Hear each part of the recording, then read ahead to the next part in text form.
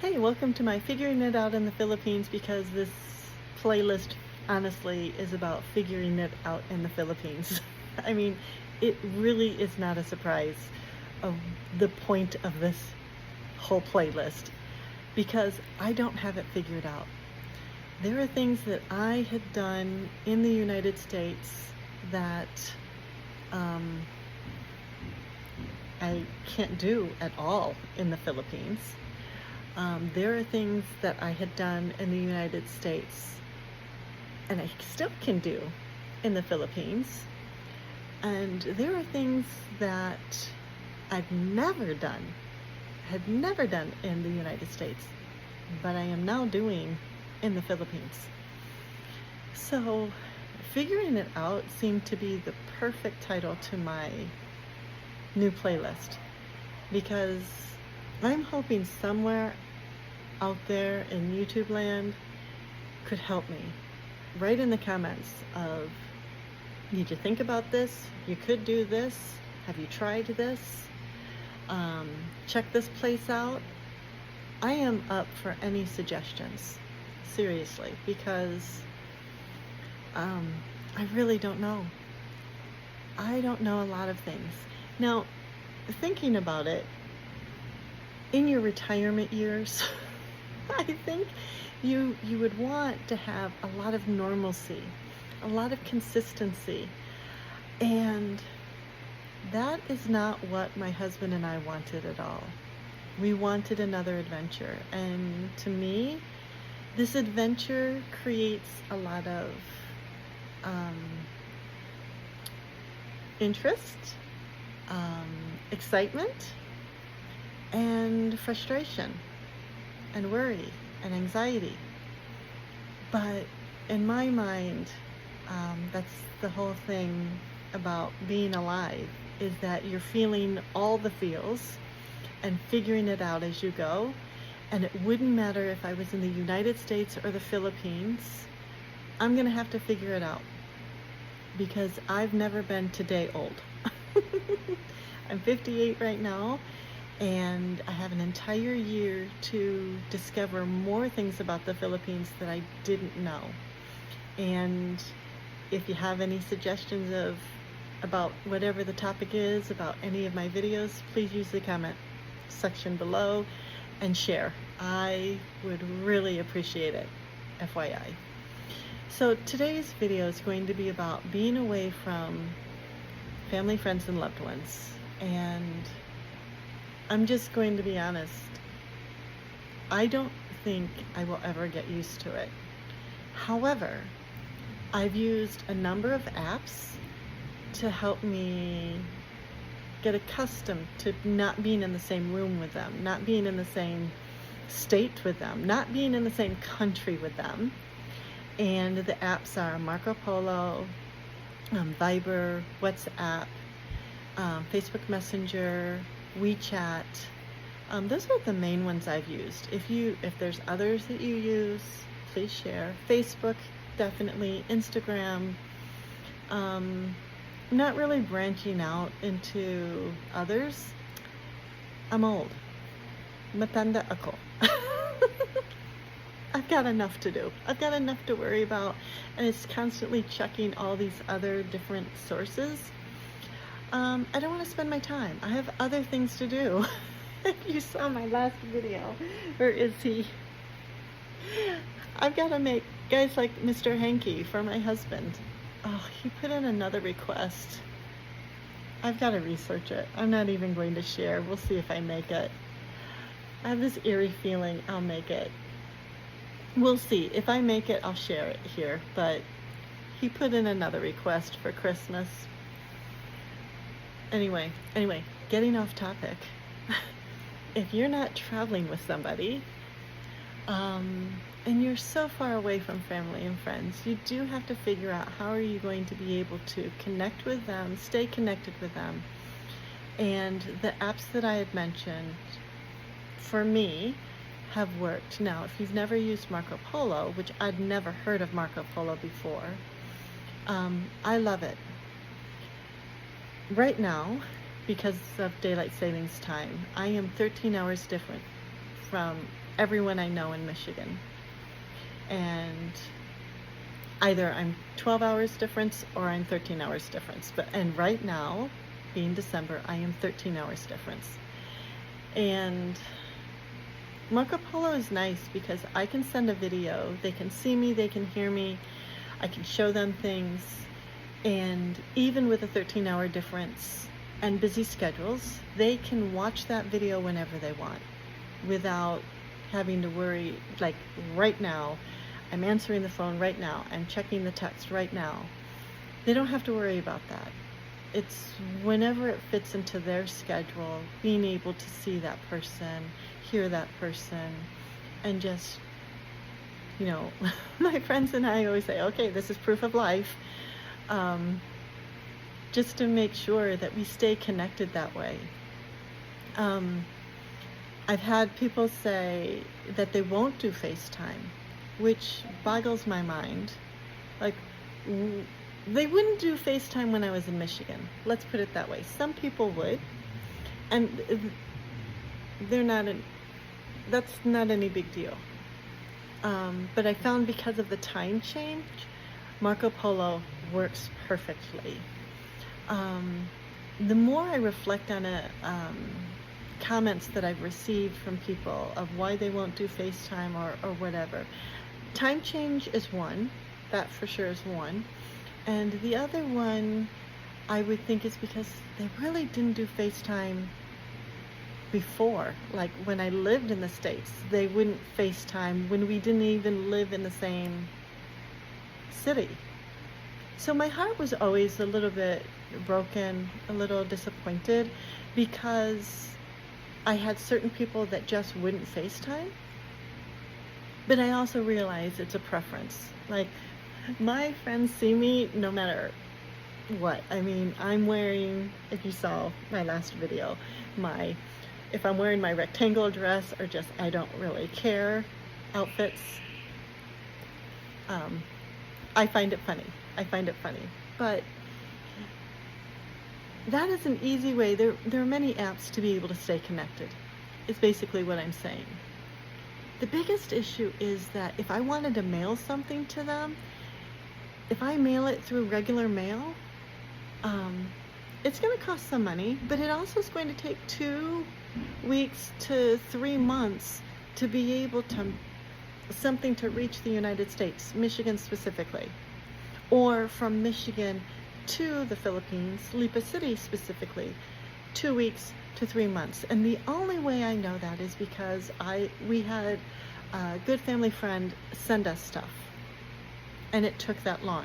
3 different pieces of mail took from a range of 2 weeks to 3 months for it to get to us. So if you want consistent mailing, shipping, then it has to be through like those balikbayan services that Filipinos can use, or DHL. I think there's something called To Go, FedEx, but I have found DHL is cheaper so far based in the area where I live. We have FedEx, To Go, and DHL, and DHL has been cheaper.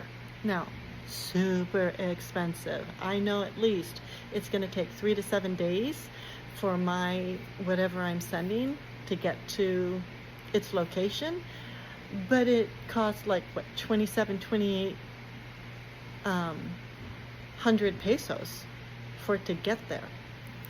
For example, I sent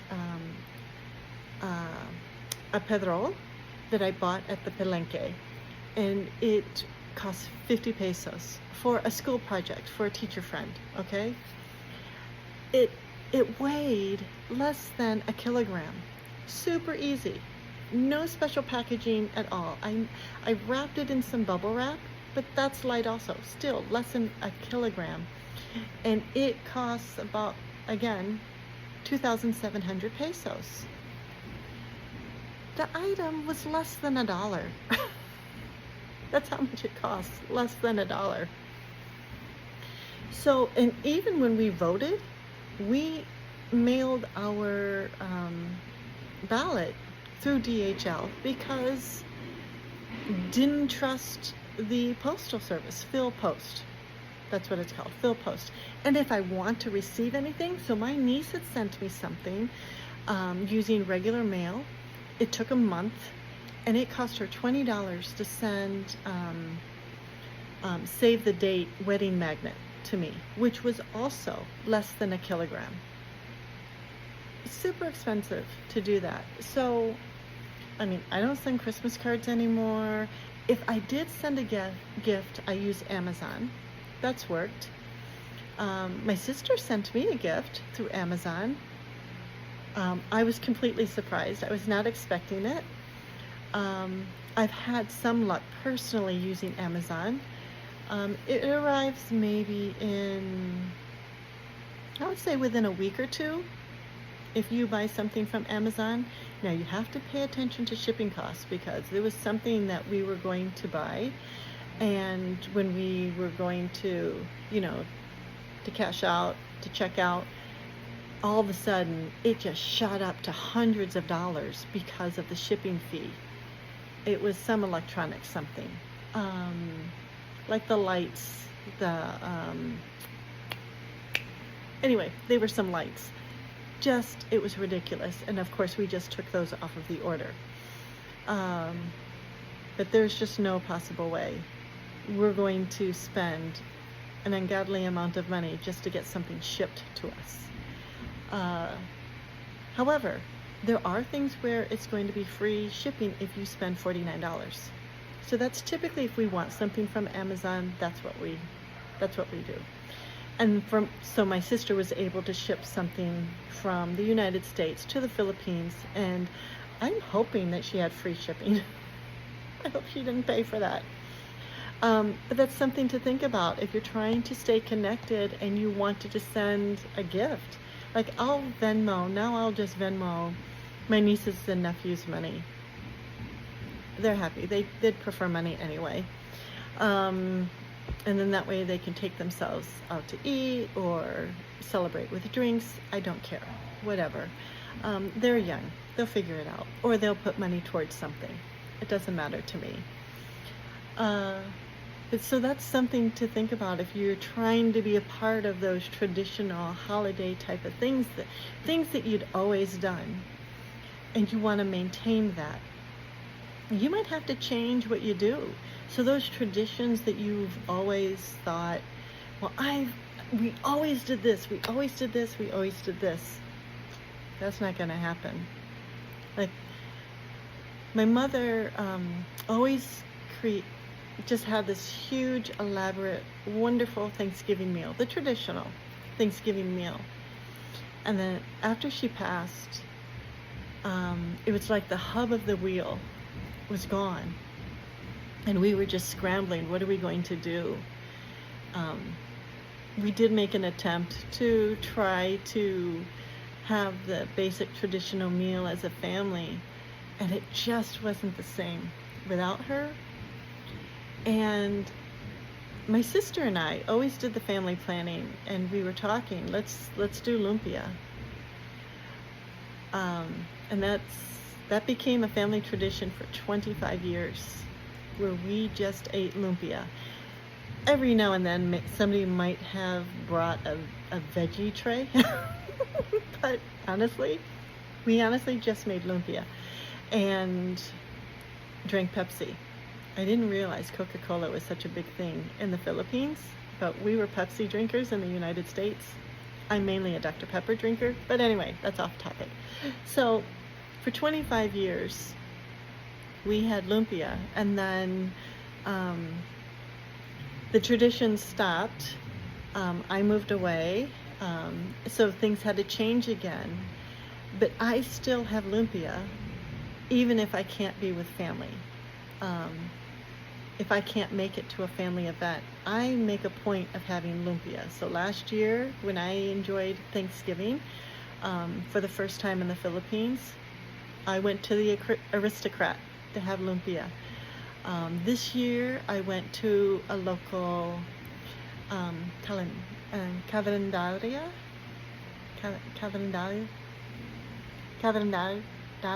I'm still trying to say it, but local restaurant, homemade food, and I found lumpia from Sally, and that's what I had this year, and I figured I would just go to her. And honestly, it was only 60 pesos to get my lumpia, and I think I bought maybe 10 pieces of lumpia for 60 pesos. Perfect, perfect. Super happy. Masadra. So basically, I have maintained something similar to what I did in the United States to what I'm doing in the Philippines. It's similar. It's just not the same. And if I'm going to live in the Philippines, it's just not going to be the same. And honestly, there's a part of me that's okay, because my husband and I decided we wanted an adventure in our final years on this planet. And to have the flexibility of thought, to change our paradigm to what we're used to, is part of the adventure. And do I like it 100%? No. But being here has filled my soul, like beyond anything that I could describe. So the sacrifice of not physically being with family, friends, and loved ones, I guess, is the sacrifice I'm choosing. I know that I'm going to see my family in 2025, and my sister just texted me saying, look, for Christmas, let's just do something special as our Christmas time together. And that makes me feel better. So when she sent me my birthday ornament, and then I sent her her birthday ornament, that's something we can still do. That stayed the same. And then having our Christmas get-together, which has never been on the same day, that will stay the same. But there's other things that's just going to be different that makes me sad. And it's a little bit of mourning. You're mourning what you can't do, what you wish you could do, what you used to do. And I guess I have to decide if the dreams that I have that I'm making into a reality, if they're more important to me right now. And if they are, then this is the opportunity cost.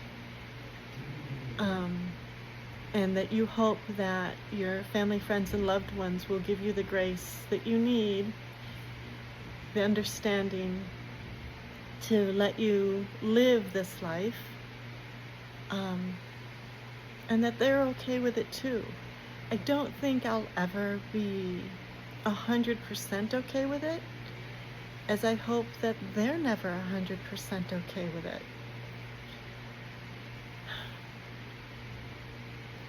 Being missed and also missing